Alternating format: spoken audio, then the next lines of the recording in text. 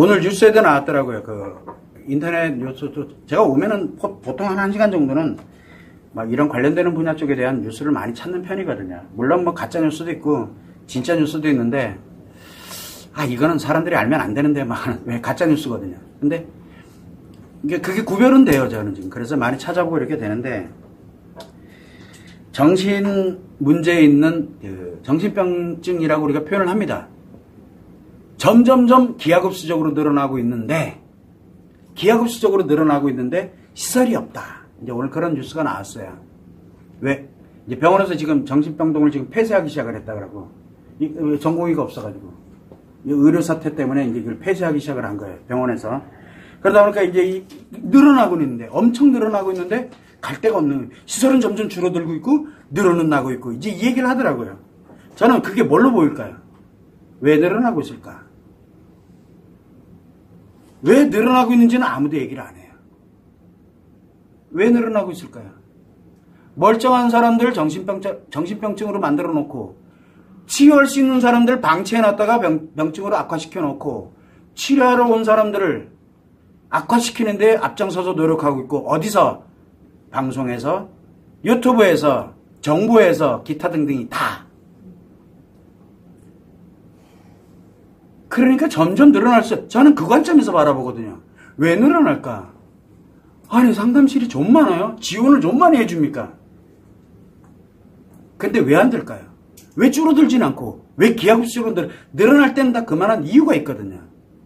그러면 이제 탓을 하죠. 뭐라고 탓합니까? 정부, 지금 방금 얘기했던 것처럼 시설을 탓하고, 그 다음에 이 사회 환경을 탓하고, 또 뭐를 탓하고, 탓을 해요. 뭔 얘기예요?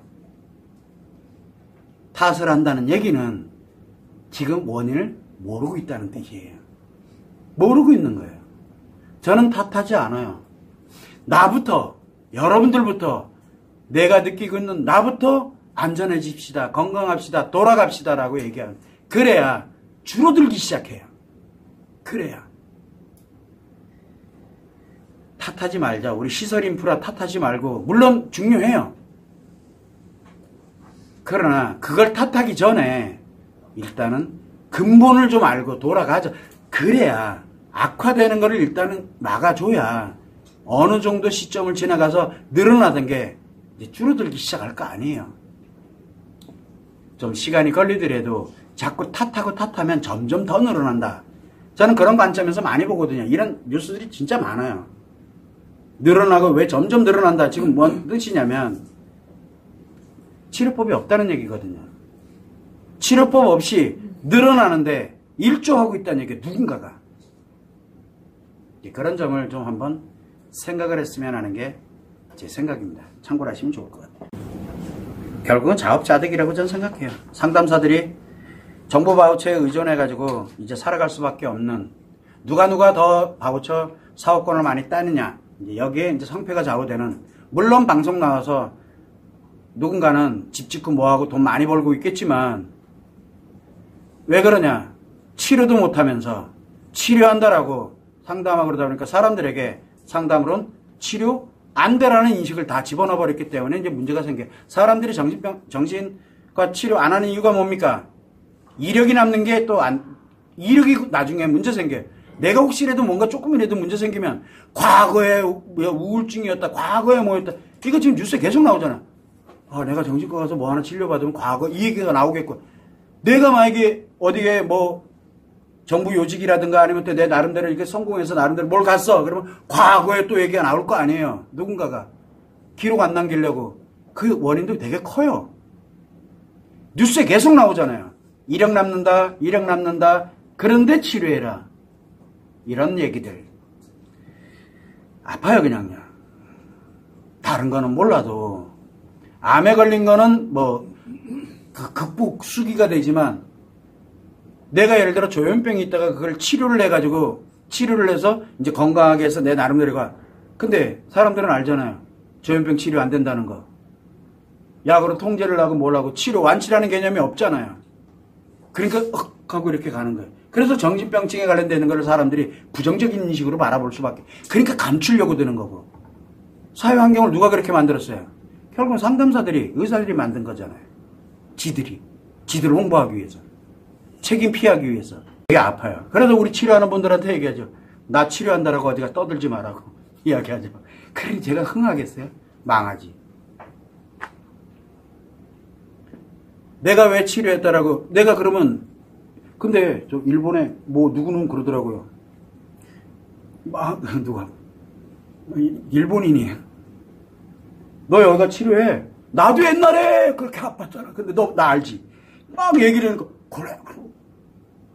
말이 안 되는 얘기죠. 여러분들은 친구들한테, 야, 나 왜 너 막 예를 들어서 얘기를 했어. 친구한테.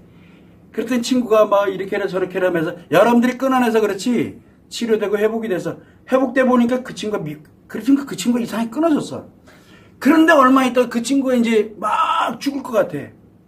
그때 여러분들 뭐라고 얘기해 주나 그 친구한테. 그냥 간단해. 치료해라. 착각하지 마세요. 그 친구 절대 치료 안 해요. 왜 안 해요? 내 사례를 얘기를 안 해줬거든요. 즉 내가 치료 안 됐거나 또는 내가 꾹 다물고 있거나 그 친구 치료 안 해요. 내가 만약에 치료해서 행복하게 살아가고 있다면 그 친구 분명히 무조건 해요. 참고를 해주시면 좋을 것 같습니다. 여러분들 주변이 살아가는 길이기도 해요. 그래서 우리 가요병면은 그래 우리 치료하시는 분들 중에 꼭 외도만이 아니에요. 미혼인데 자기 중증공황장애 그리고 정말 예를 들어 중증심리장애 관련되는 조울증이라든가 이걸 치료하려고 오는 분들 생각보다 많이 있습니다. 일본에도 반은 그래요. 반은. 근데 막상 치료되고 나니까 이게 너무 위력적인 거예요. 그래서 공부하고 싶어가지고 안달복달하고 막 미안하다 내가 바쁘다. 그러려면 정신절차를 밟아라 막 이제 그렇게 얘기하고 아무튼 그런 거예요. 그래서 여러분들은 지금 여러분들은 내가 치료를 하고 있다. 그냥 치료에 집중하세요. 회복하세요. 그러고 나면 여러분 주변에 아픈 사람이 생겼을 때 내 그들을 이끌 수 있는 힘이 됩니다. 거기에 가장 위력적인 건 내 아이들입니다. 물론 성인은 씨알도 안 맥힙니다. 그들의 인생을 살아가고 있기 때문에. 그러나 성장 과정에 있는 아이들에게는 엄청난 영향을 미칩니다. 이 점만 참고를 하시면